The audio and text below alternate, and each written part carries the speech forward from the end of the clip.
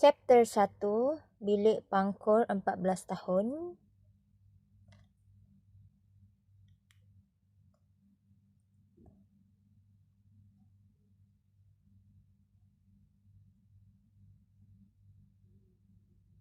Budak 14 tahun, pasang earphone, mulut kumat kami. Umur 14, saya jatuh cinta dengan anime kat Pulau Pangkor. Tapi saya tak berani nyanyi. Saya cuma hafal kumat kami seorang-seorang dalam bilik sebab saya rasa suara saya salah. Chapter 2, Remaja Smul, 17 tahun, Avatar 17 tahun,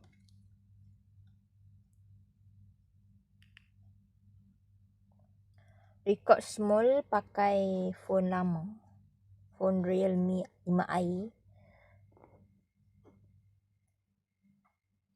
Umur 17, saya nak lawan takut tu. Saya download small, saya belajar dub, saya belajar nyanyi, tapi seorang-seorang je. Tak berani join orang, tak berani post public, takut kena gelap.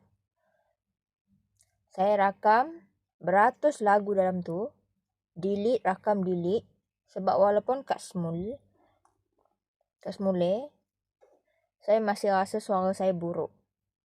Chapter 3, Dewasa yang Diam, 21 tahun sampai 24 tahun.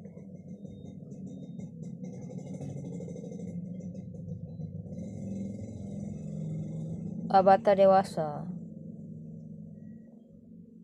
First video, first time, komen jahat.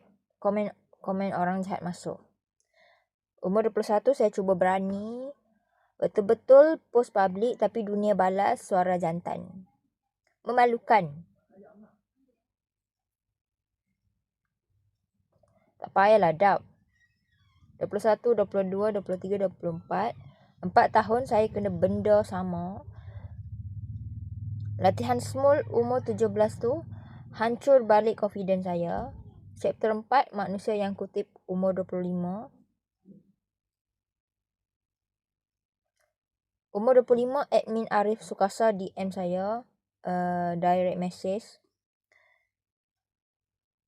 Direct message saya, dia tak tahu dia tengah kutip budak 14 tahun yang hafal lagu. Budak 17 tahun yang nangis kat small.